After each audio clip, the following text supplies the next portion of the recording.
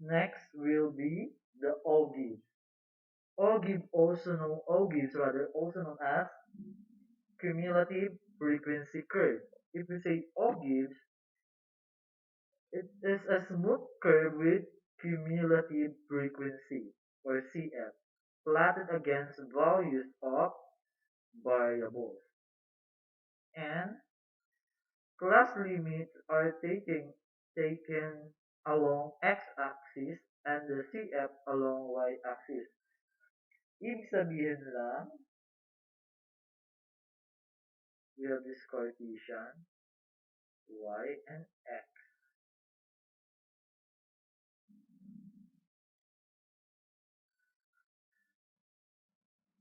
Yung nasa horizontal or the x-axis, that is the variables.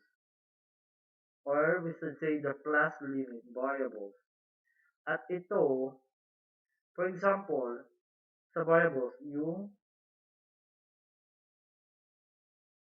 mark or yung nakuha ng mga estudyante.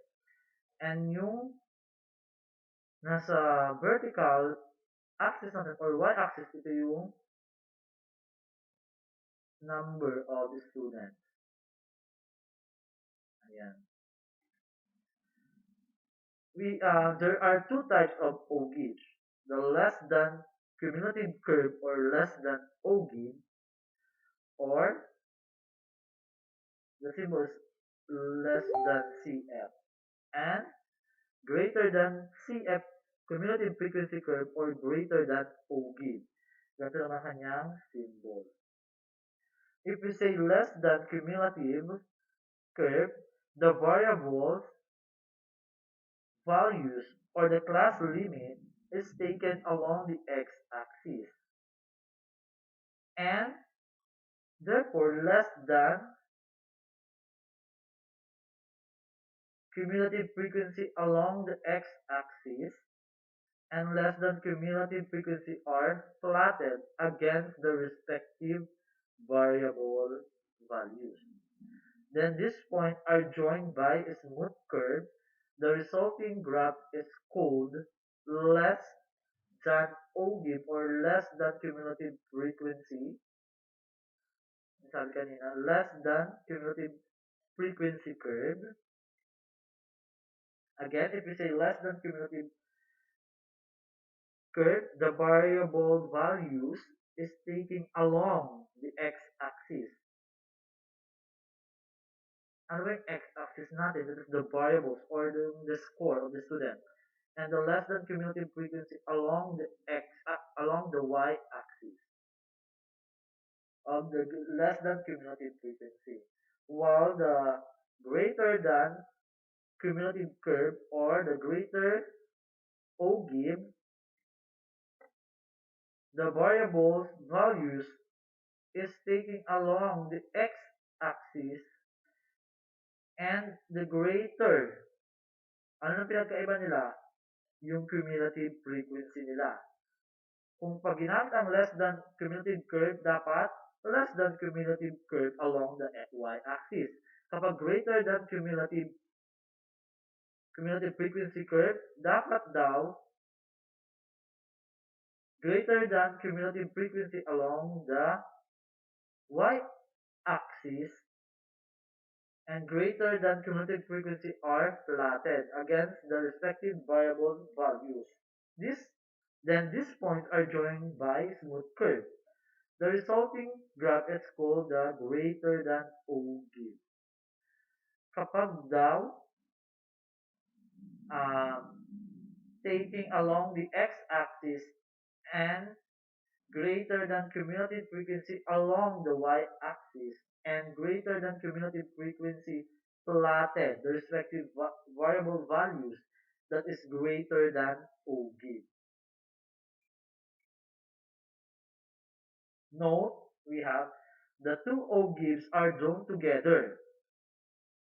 Sa isang graph daw, nakagraph daw yung ogive sa isang Cartesian plane or Cartesian coordinate system with common axis.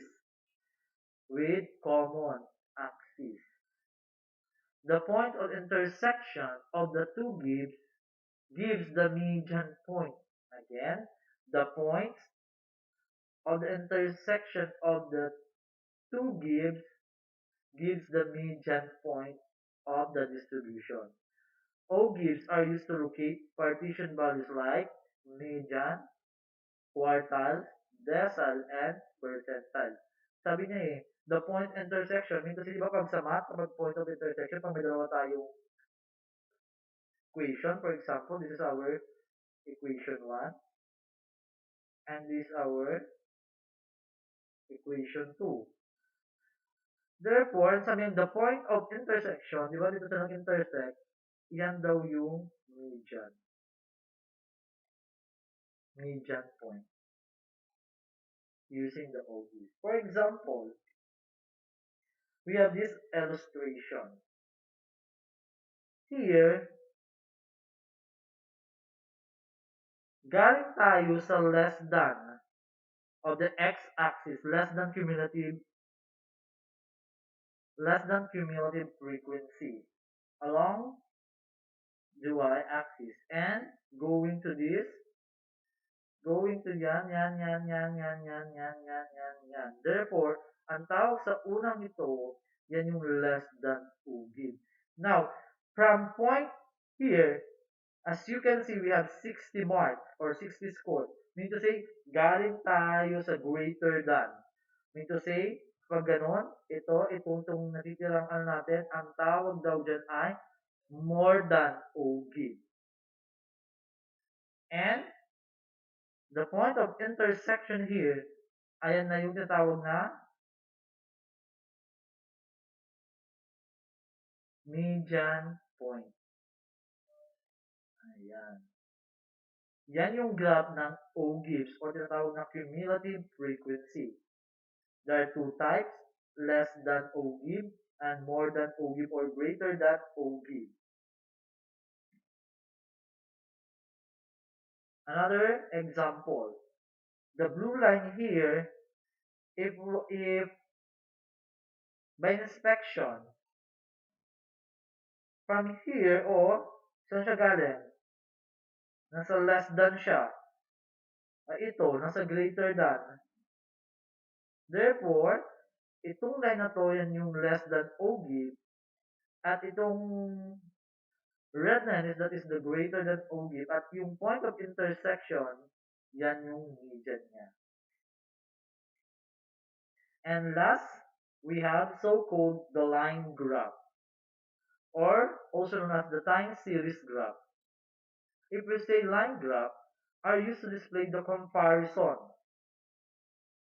Anong kino-compare natin? Between the two variables which are plotted on the x-axis and y-axis, or in the coordinate system, or coordinate plane.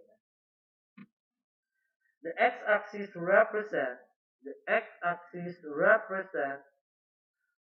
time, while the x-axis represents the percentage or measures of quantity.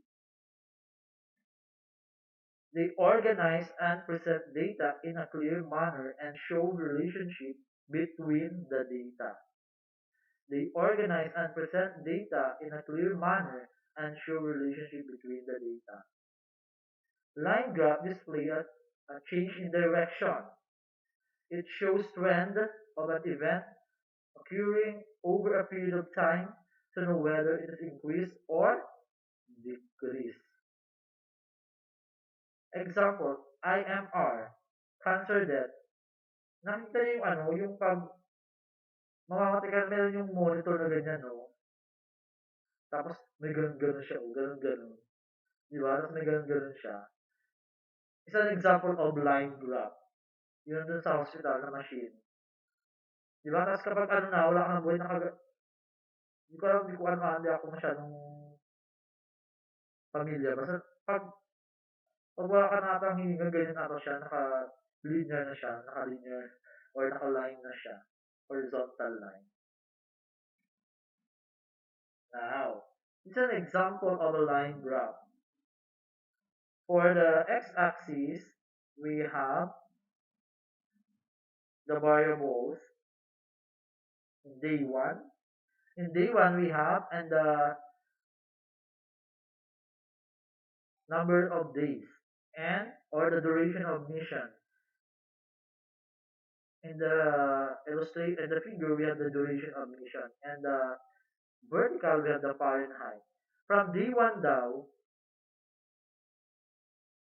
we have 101 degree Fahrenheit. From day 2, meron na tayong assume na 100 point something, etc. Hanggang sa day 8, ilan daw yun? 98 degree Fahrenheit.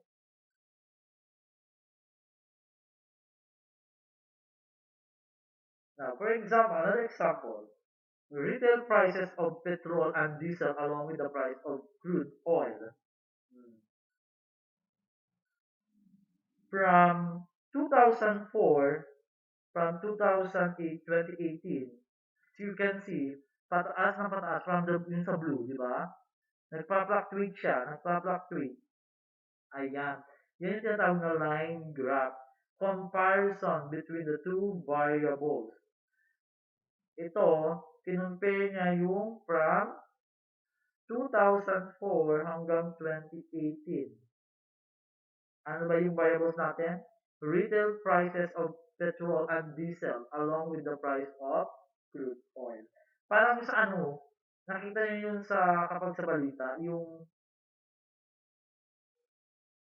kapag inaano nila yung graphical explanation about dun sa COVID, kung ilan yung mga nagka-COVID per day, di ba? Nakita may mga ganyan-ganyan siya o.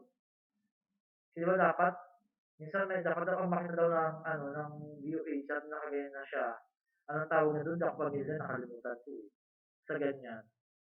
Ang tawag doon ay line graph or time series graph. Now, we will now proceed to the diagram. The first one is the pie diagram or the sector diagram. If we say pie diagram, presenting discrete data of qualitative characteristics. Again, qualitative characteristics or qualitative data, also known as categorical data, such as blood groups, RH group, age group, sex group, causes of mortality or social group in a population, etc. The frequencies of the group, again, the frequencies of the group are shown in a circle. Kaya tinawag siyang pie diagram. Degrees of an angle denote the frequency and the area of sector. It gives comparative difference at a glance.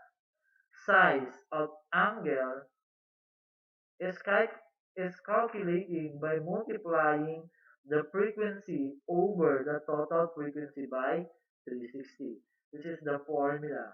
The formula of size of each angle, the unit is degree measure. Is in degree. Frequency over total frequency. Now, for example, entire circle is equal to 100% of the data.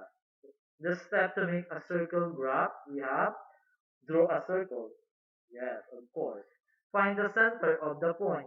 Here, this is the center. Ayan. Draw a radius. This is our radius. Diba? Yan yung radius natin. Use a protractor to mark the angle of the first pie selection.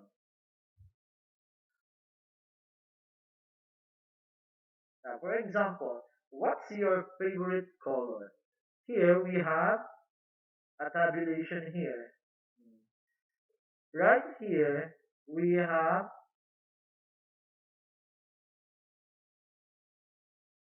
the percentage.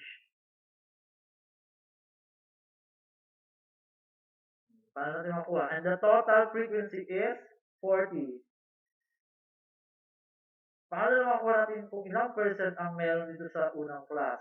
Or the color blue, yellow, green, red, purple, and other. We have, ang gagawin lang is, for the, we have 6. Kasi ayun yung ano natin, for the blue, yung gagawin is 6. What's the total frequency? 40 times 360. Ilan yan? 360 degrees. Wait, where's my calculator? What is 6 over 40?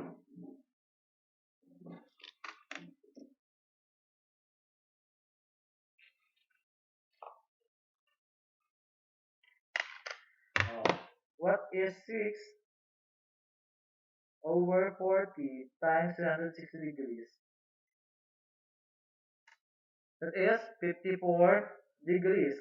Kaya nakuha yung 54 dito. Kaya nakuha itong 54. Another one. For the red.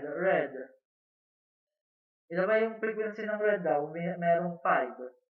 5 over 40 times 360 degrees. Ilan yan? 5 over 40 times 360 degrees. We have 45. Tama ba? 45 degrees. Then, dapat ito mag-total ng 360 degrees. Yan yung tinatawag na pie diagram. So, kung i-transfer natin sa into pie diagram, ito say, ito daw si blue na 54 degrees. Ito 90, ito naman ito si yellow. Yellow is 90 degrees. Yan. And so on. For example, ito yung continue natin. For example, ito si 36 degrees. Yan, etc. This is pie diagram. Ayan. For example, another example. The following table gives the monthly expenditure of a family. It can be represented by means of a pie diagram. The items food, clothing, house rent, education, fuel, others. Expenditure for food 1,050, 650, 500, for education 350, for fuel 200, and others 250. And the degree of measurement, we have 126, 78, 60. Wait, i-total natin ito. Kung mag-total siya ng, yan lahat na yan. 126 plus 78 plus 60 plus 42 plus 24 plus 30. Yan, 360. Here, nagkaroon siya ng legend. Yung yellow daw, pwede natin gawin to, maglagay ng legend na kuha. Kapag may pie diagram tayo, o pie graph, o pie chart, pwede tayo gumamit ng legend. Yung yellow daw is for food. Anong kulay ito? O di pala red or maroon, that is for clothing. Yung green for house rent. Yung violet for education. Yung blue is fuel. Yung itong kulay is others. Itong food, ayan kay yellow, nakuha. Ayan. Si clothing, ito. Si house rent, ayun, etc. Ganyan lang yung pag-transform ng tables to pie diagram or pie chart. Now, we will now go to the bar diagram or bar chart. As you can see on the figure,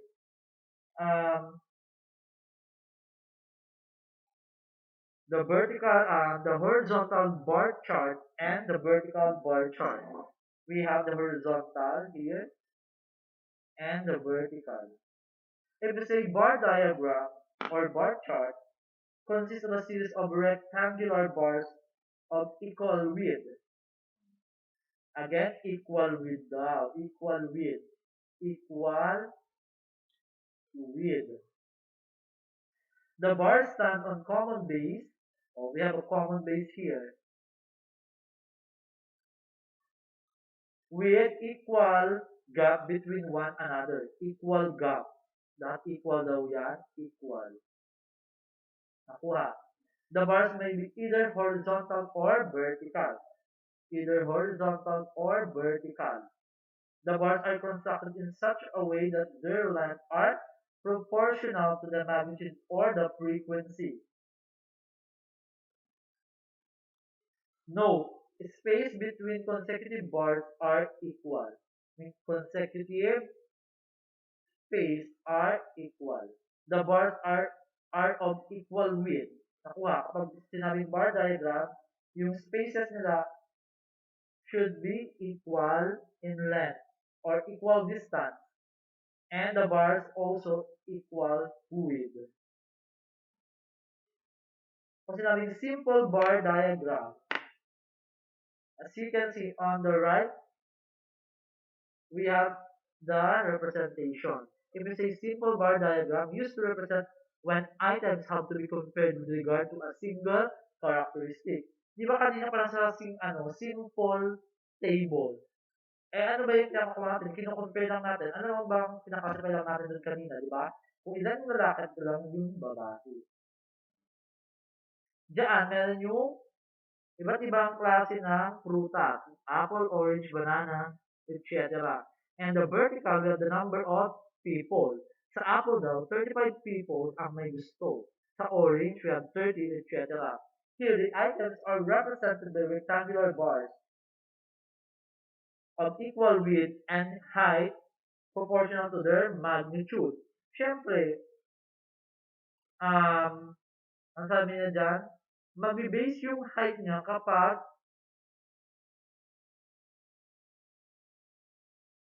yung height proportional to their magnitude. Siyempre, kapag maliit yung magnitude, kasi yung magnitude na yan, that is, for example, um, magnitude yung kinilon mo, no? Muna, may kiluhan. Naglagay ka ng mga apple dyan. Ilang, for example, is 2 kilos. Yung 2 doon, yan yung magnitude niya nakuha. Based daw siya doon sa magnitude. Eh ito, apple, ibig sabihin, marami may gusto ng apple. Sa banana, 10 tao lang may gusto. Yung sa grape, 5 lang may gusto. The bars are drawn on a common base. We have a common base here, the x-axis, with equal distance, equal distance, equal distance, equal. Nakuha. Between consecutive bars, the bars may be shaded. Diba? Bakit? Para ma-classify natin. Kasi kung pare-parehas ang kulay niyan, hindi natin ma-identify yung ating gagawin. Pwede natin gawin dito. For example, kahit wala natin lagyan ito, yan. Pero mas maganda kapag ganyan. Pwede rin ganito. For example, sa red. Kung yan kulay red to, yan si Apple. Nabili tayo ng legend. Pwede naman. Yan yung simple bar diagram. Ito. For example, ito. An example shows that the number of ways children travel to school in one of the classes. Sa bicycle daw, dalawa daw yung gumagamit. Sa bus, 3 sila, etc. etc. Transport to school.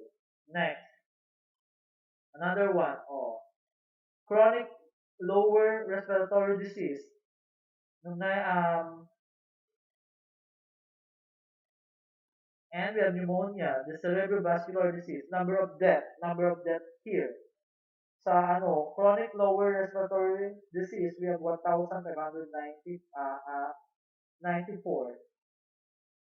And for pneumonia, we have 3,463.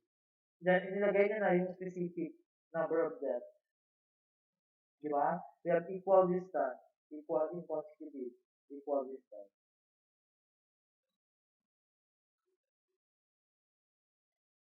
Next, subdivided component or stack or proportional bar diagram. Subdivided bar diagram or component or stack or proportional. So naman, the data have items whose magnitude have 2 or more components. Dito, kasi namin subdivided because hindi iisa yung magnitude natin. Meron tayong 2 or more components. Kung yung kanina, isa lang yung magnitude dito, pwedeng maramihan. Here, the items are represented by rectangular bars of equal width and height proportional to the magnitude. Correct? Then the bars are divided so that the subdivision in height represents the component. To distinguish the component from one another clearly, different shades are applied and an index describing the shade is provided. Nagkaroon din siya ng legend. pero naka-subdivided siya. Parang ito, ano ba yung nakalagay? Parang city X. Sa city X ay meron daw doon ng blood A, for example, meron daw 40. From blood B, meron daw ilan yan? From 40 to 65. And so on and so forth. Pwede siyang ganito, nakuha. Equal yung consecutive spaces niya. Component bars are drawn with the comparison of two total magnitude along the component is required. Sa CTY naman, meron daw tayong 20 plus na blood A and sa blood B, meron tayong 22 to 63. Nakuha. Ganun yung pag-interpret ng subdivided. Ayan Nursing degree course. Strength of the student, nursing degree course. An example show the strength of the student in nursing degree course. Here we have the legend. Yung maroon, ito, for girls. Yung blue is for boys. Dito daw, sa 1B, sa first year B, meron daw 10 na boys, na lalaki. Dito, from 10 to 50, may 40 daw na girls. From 4th year, meron daw 9 na lalaki at 29 na lalaki. Ganun lang yun sa subdivided. Nakuha. Next, we have the percentage bar diagram. To represent items whose magnitude have two or more components, the comparison of components are expressed as percentage from the word percentage bar of the corresponding totals. The totals are represented by bars of equal width and height equal to 100 each. These bars are divided according to the percentage component. Again, the bars divided according to the percentage component.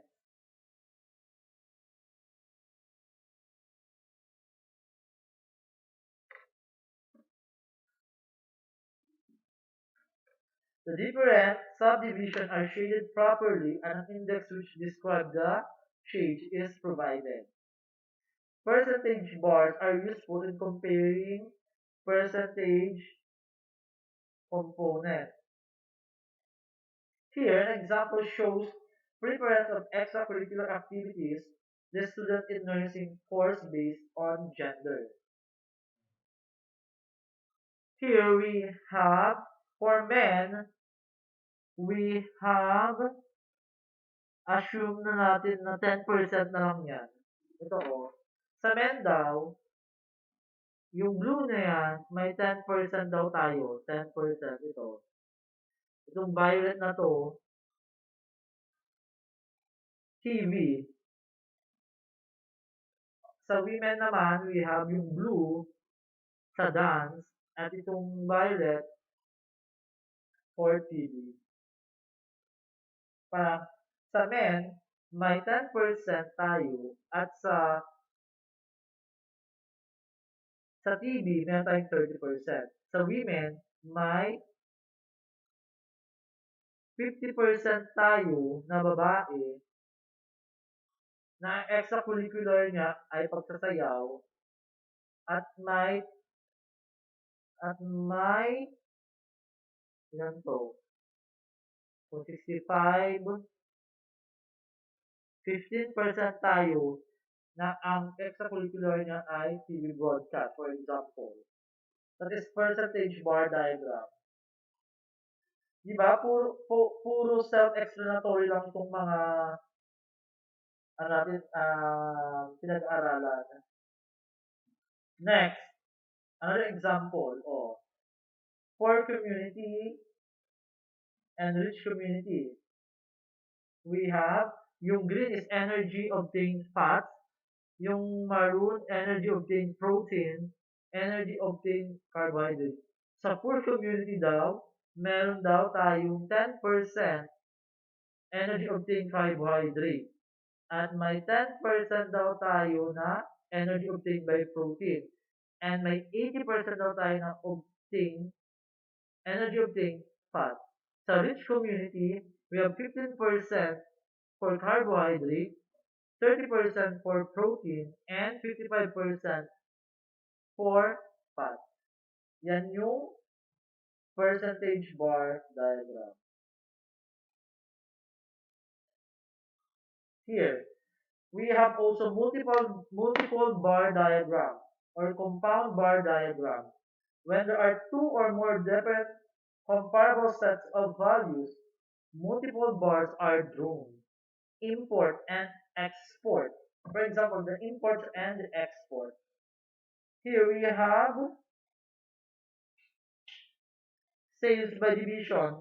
Meron tayong example ng graph ng multiple bar diagram below on the right corner. Here, sets of rectangular bars of equal width with height proportional to the value are drawn. The bars are corresponding to the same unit are placed together adjacent to one another. You can see adjacent to one another. Again, they are together. Placed together adjacent to one another. Parang ganito. Yan. Here, we have the legend, yung blue north, yung maroon south, yung green east, yung violet east west. Nakuha. From 2019 to 2013, yung data na to, yung sales by division. The diagram is shaded properly and index is provided. Index is provided. The legend. Or, si multiple bar diagram, tinatawag ng compound bar diagram.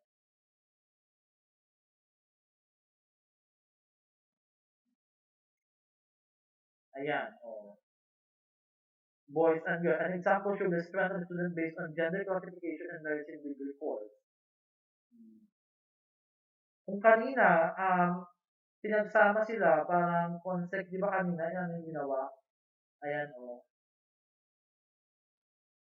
Subdivided siya. Ang ginawa naman dito ngayon, ang ginawa dito sa multiple, adjacent sila ngayon for boys and girls. Kung yung dun subdivided, yung subdivided, ganyan siya. Tapos dito, yan. Ibang kulay yan. Ibang kulay dito. Here, ang ginawa, adjacent sila together, yan.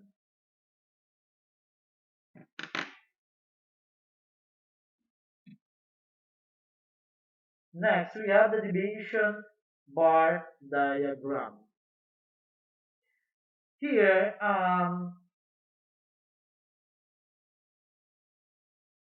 nagkaroon na tayo ng deviation from positive to negative. This is useful for presenting net quantities, yeah, which have both positive and negative values. Dito sa deviation, magkakaroon tayo ng positive and negative values. For example,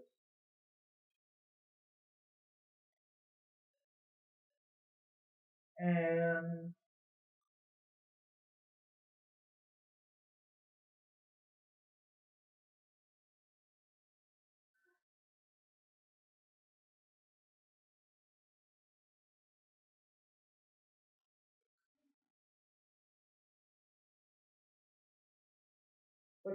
for example lang to here, para explain na yung deviation. To find the deviation, mapag-aralan natin ito sa measures of variation or central tendency. To find the deviation, we need to find the highest frequency. Here, the highest frequency is 14. Therefore, ito na yung 0. And, as you can see, from the top, from here, ito, yan. Ano nakita niyo yung scores? For example, scores to. Scores na lang yan, hindi yan frequency, scores. Di ba? Yung nandito, mababa. Yung nandito, mataas. Therefore, ito na si negative 1, negative 2 is our 1 and 2. Nakuha. Parang ganito yung nire-represent niya. Tingnan nyo. Yung blue daw, that is the positive deviation.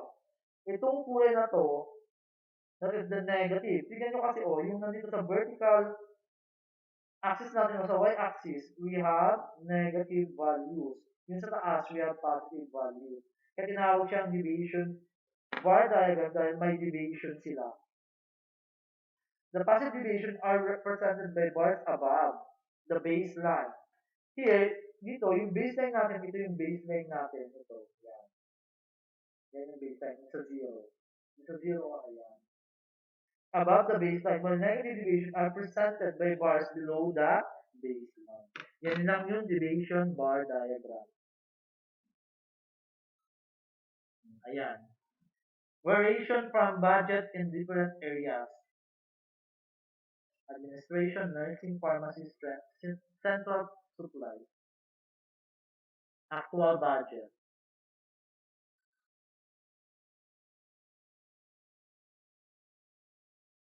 Isa yung example ng deviation bar diagram.